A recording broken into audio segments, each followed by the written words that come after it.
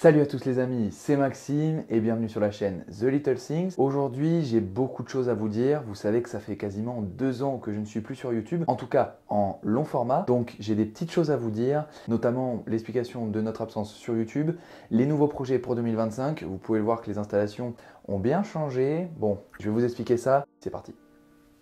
Bon déjà, comme vous pouvez le voir, vous voyez que les installs ont changé. En effet, j'ai pris une étagère bien plus grande parce qu'il y a un petit peu de monde qui est arrivé entre temps. Alors, vous l'avez vu si vous me suivez en short, bien sûr, sur YouTube ou même sur Instagram. D'ailleurs, c'est en description, alors allez-y. C'est là que je suis vraiment très actif. Donc voilà, si vous voulez suivre la vie de l'élevage tous les jours, c'est vraiment sur Instagram que ça se passe. Vous reconnaissez peut-être ce terrarium là qui est le terrarium de Spaghetti. Donc pendant que je vous parle des plans défilent, Spaghetti qui a vraiment grandi, qui vient d'avoir ses 4 ans cette année, et qui, je vous spoil pas trop, mais va peut-être enfin devenir papa en 2026 si tout va bien. Je lui ai trouvé une petite femelle qui arrive bientôt sur la chaîne, alors restez connectés parce que ça promet vraiment du très lourd. Vous pouvez le voir, j'ai fait un petit terrarium avec pas mal de plantes, de cachettes, de branches.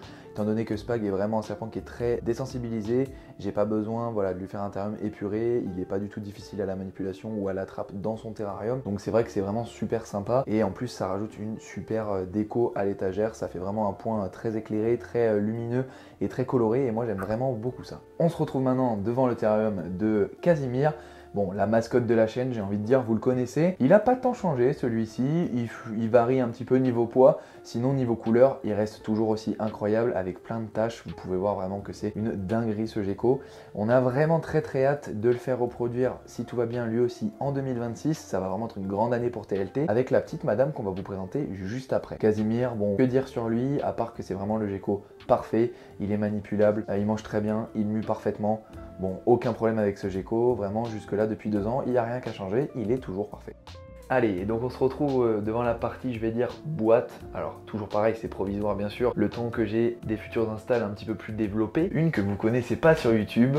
Je vous mets des plans pendant que je parle pour pas que ce soit trop monotone pour vous non plus, hein, c'est pas le but. C'est tout simplement Neptune. Alors, ce n'est pas mon serpent directement, c'est celui de ma chérie, qui est tout simplement un Lampropeltis mexicana tayeri, qui est une petite espèce que je connaissais pas du tout, aussi appelée Léonis souvent, qui a eu elle aussi un petit souci de croissance chez son éleveur. Donc, elle reprend tranquillement, elle a dépassé les 100 grammes, elle va faire une petite, je sais pas, quelque chose comme 70-80 cm pour le moment. Elle n'a pas de mâle, mais c'est peut-être en projet de lui trouver un mâle dans les années à venir. On verra, en tout cas, ce qu'on trouve sur le marché. Potentiellement des petites pépites à venir parce que vous voyez qu'elle est vraiment incroyable et c'est pas une coloration qui est habituelle chez les serpents. Et en plus de ça, elle a un comportement qui est super adorable en manipulation, etc. Donc ça fait trop plaisir, quoi. Pour ce qui est de cette petite boîte là, je vous mets quelques plans pendant que je parle pour voilà, vous la montrer un petit peu. Pas la peine de vous la présenter en détail puisqu'elle ne restera sûrement pas à l'élevage.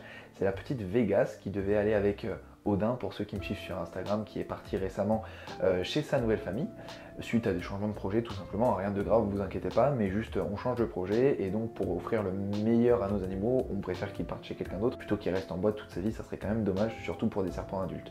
Voilà, donc petite gute amélanistique, vous voyez, qui est magnifique, hein, franchement elle est vraiment magnifique, je suis vraiment fan de cette morphe, mais bon, le souci c'est que il faut faire de la place, il faut aussi choisir, on va dire, pour un projet, et là pour le moment malheureusement j'ai pas ce qu'il faut, pour maintenir tout le monde, donc voilà. Et alors pour ce terrarium là, je pense que c'est littéralement un rêve qui est en train de se réaliser, puisque je vous présente officiellement le terrarium de mon premier boa, les amis. Et oui, vous connaissez l'amour que j'ai des boas, que Steven de Reptistore m'a transmis pour cette magnifique espèce. Et j'ai enfin mon premier boa, les amis. Je ne saurais même pas expliquer la sensation que j'ai de vous en parler sur YouTube, tellement ça a été mon rêve pendant des années. Mais oui, mon premier boa est arrivé. Bon, toujours pareil, c'est un terrarium qui n'est pas du tout définitif. Attention, c'est un terrarium de 120 par 50 par 50. Elle fait bien sûr grande dedans, puisque c'est un terrarium qui est intermédiaire le temps que je puisse lui trouver mieux. C'est un petit peu, alors je vais pas dire un sauvetage car son ancien propriétaire s'en occupait bien, mais c'est un serpent qui a eu quelques petits problèmes de santé durant la naissance, notamment un œil qui n'est pas actif normalement. Alors on saurait pas exactement ce que c'est, mais ça ne l'empêche pas de vivre correctement, heureusement. Mais c'est vrai que c'est un œil qui a des petits soucis. Vous voyez qu'il n'a pas du tout la tête d'un œil normal de serpent. Donc voilà, ça la dérange pas, c'est ce qui compte, ça lui fait pas mal, c'est ce qui compte, mais c'est vrai que c'est quand même à prendre en compte lors de l'achat d'un serpent, surtout de ce gabarit-là. C'est d'ailleurs pour ça qu'elle n'a pas de substrat, car j'ai commencé à la mettre sur de la chips de coco, comme les 3/4 des boas en France sont élevés, mais je me suis rendu compte que ça lui faisait une sorte de pellicule sur cet œil-là qui doit, je pense, sortir pas mal de mucus, etc. Qui fait que du coup, elle a eu une croûte après la mue et qui ne s'est pas enlevée tout de suite. Donc après un bain et plusieurs soins, ça s'est bien passé, ne vous inquiétez pas, elle va bien, elle va mieux, il n'y a pas de souci. Mais j'ai préféré, sous conseil de plusieurs amis terrariophiles, la mettre sans substrat pour le moment. Et d'ailleurs, si vous y connaissez des substrats qui ne dégagent aucune poussière, n'hésitez pas à les mettre en commentaire, je testerai pour voir si ça peut correspondre à son œil. Donc en tout cas, je vous présente donc officiellement quand même Freya, qui est ma première boa albinos jungle call, donc qui en plus d'être un boa est encore plus incroyable que les autres, forcément c'est la mienne, c'est normal, mais voilà, en plus elle a un caractère adorable, elle mange parfaitement, elle mue parfaitement, à la manipulation elle est juste parfaite, voilà, rien à dire sur ce boa, encore une fois, c'est un boa parfait chez TLT. Et nous voilà les amis devant le terrarium de Madame Cléopâtre. Alors pour les anciens abonnés, vous la connaissez bien sûr, c'est aussi un petit peu une des mascottes de la chaîne, une de mes premières gécottes, et la première de l'espèce gecko à crête, Corelophus ciliatus, qui est une de mes espèces de cœur quand même, il faut le dire, surtout cette petite louloute. Alors au niveau génétique, je saurais pas trop vous dire qu'est-ce que c'est exactement, étant donné que l'éleveur chez qui je l'ai prise a vraiment fait n'importe quoi. Sur le moment, je m'y connaissais pas assez en gecko à crête, donc moi on m'a dit c'est tel morphe, tu vas voir, elle va devenir comme ça. J'y ai cru et j'y suis un peu allé les yeux fermés, et au final, bon, en grandissant, je me suis rendu compte que c'était pas du tout ça. C'est pas grave, elle aurait le gabarit pour reproduire, mais du coup elle ne reproduira pas, ça va être une gécotte de compagnie, on va dire ça comme ça dans les grosses lignes, mais ça me dérange pas, elle vit sa meilleure vie, elle mange très bien, elle mue parfaitement, elle a aucun problème de santé depuis que je l'ai, elle va déjà sur ses 5 ans, hein, donc ça commence à être une adulte, on va dire, dans la fleur de l'âge. Et pour ce qui est du terrarium, bon, malheureusement, il n'est pas à son prime quand je vous tourne cette vidéo, mais vous inquiétez pas, je vais refaire ça entièrement une fois que j'aurai un petit peu plus de temps.